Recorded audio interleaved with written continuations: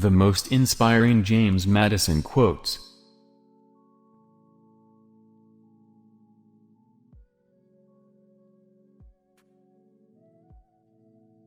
The purpose of the separation of church and state is to keep forever from these shores the ceaseless strife that has soaked the soil of Europe in blood for centuries.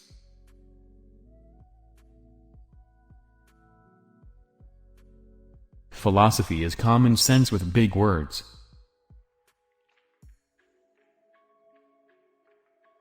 Knowledge will forever govern ignorance, and a people who mean to be their own governors must arm themselves with the power knowledge gives.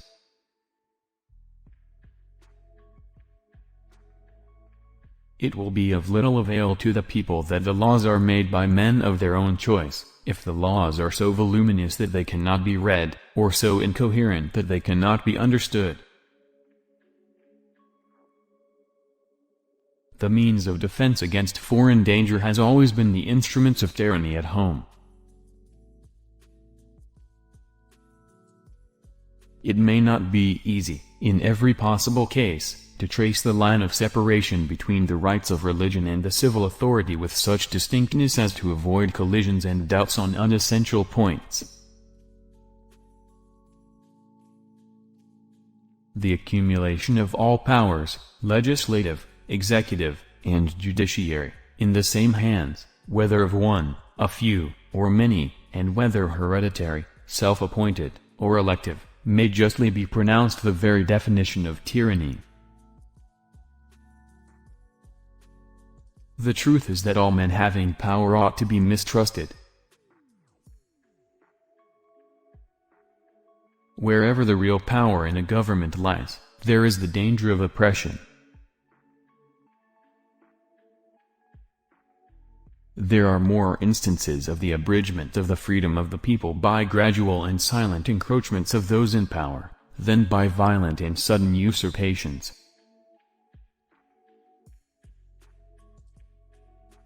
In our governments, the real power lies in the majority of the community. The advancement of science and the diffusion of information is the best aliment to true liberty.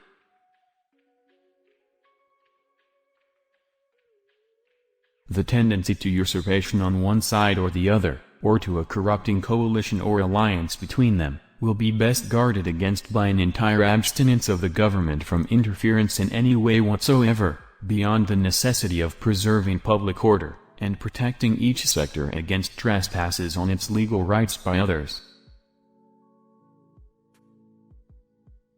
Freedom has more often been lost in small steps by progressive incrementalism, than it has been by catastrophic upheavals such as violence or war. The invasion of private rights is chiefly to be apprehended, not from the acts of government contrary to the sense of its constituents, but from acts in which the government is the mere instrument of the major number of the constituents. 16. A well-regulated militia, being necessary to the security of a free state, the right of the people to keep and bear arms shall not be infringed. Americans have the right and advantage of being armed, unlike the citizens of other countries whose governments are afraid to trust the people with arms. A popular government without popular information or the means of acquiring it, is but a prologue to a farce or a tragedy or perhaps both.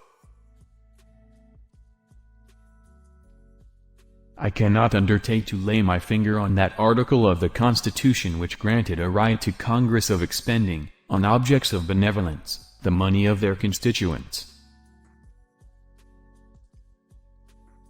Each generation should be made to bear the burden of its own wars, instead of carrying them on, at the expense of other generations.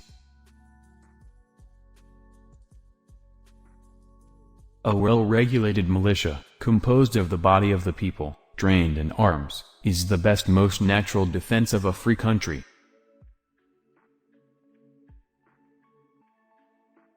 Where an excessive power prevails, property of no sort is duly respected.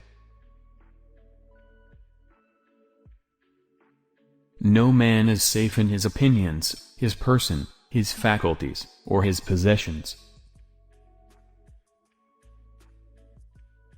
The people are the only legitimate fountain of power, and it is from them that the constitutional charter, under which the several branches of government hold their power, is derived. The happy union of these states is a wonder, their constitution, a miracle, their example, the hope of liberty throughout the world.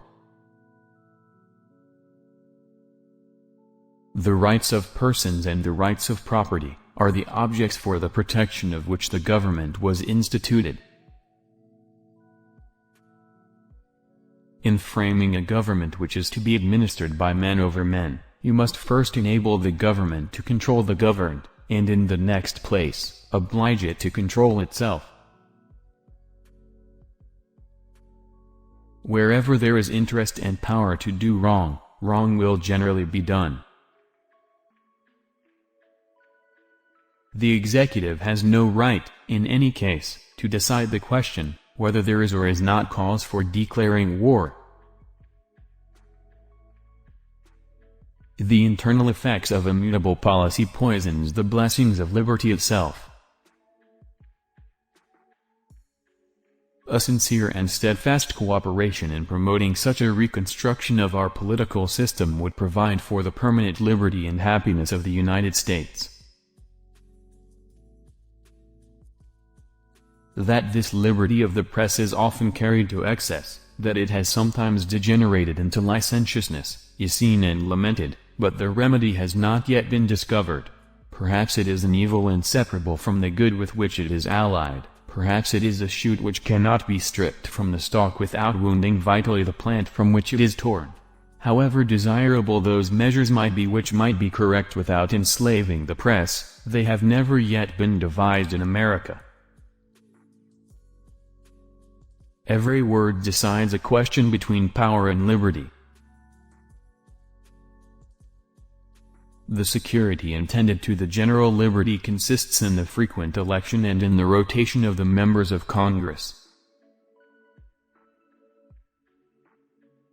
The state legislatures will jealously and closely watch the operations of this government, and be able to resist with more effect every assumption of power than any other power on earth can do, and the greatest opponents to a federal government admit the state legislatures to be sure guardians of the people's liberty. People will continue to seek justice until it is found, or until liberty is lost in the pursuit. The civil rights of none shall be abridged on account of religious belief or worship, nor shall any national religion be established, nor shall the full and equal rights of conscience be in any manner, or on any pretext infringed. As a man is said to have a right to his property, he may be equally said to have a property in his rights. The diversity in the faculties of men, from which the rights of property originate, is not less an insuperable obstacle to an uniformity of interests. The protection of these faculties is the first object of government. In republics, the great danger is that the majority may not sufficiently respect the rights of the minority. Liberty and order will never be perfectly safe until a trespass on the Constitution provisions for either shall be felt with the same keenness that resents an invasion of the dearest rights. In suits at common law, trial by jury in civil cases is as essential to secure the liberty of the people as any one of the pre-existent rights of nature. Democracies have been found incompatible with personal security or the rights of property, and in general, being as short in their lives as they have been violent in their death. Liberty is to faction what air is to fire. The definition of the right of suffrage is very justly regarded as a fundamental article of republican government. In a free government, the security for civil rights must be the same as that for religious rights. It consists in the one case in the multiplicity of interests, and in the other, in the multiplicity of sects. The degree of security in both cases will depend on the number of interests and sects, and this may be presumed to depend on the extent of the country and number of people comprehended under the same government. Liberty may be endangered by the abuses of liberty as well as by the abuses of power. A good government implies two things: first, fidelity to the object of government, which is the happiness of the people; secondly, a knowledge of the means by which that object can be best attained. A man has a property in his opinions and the free communication of them.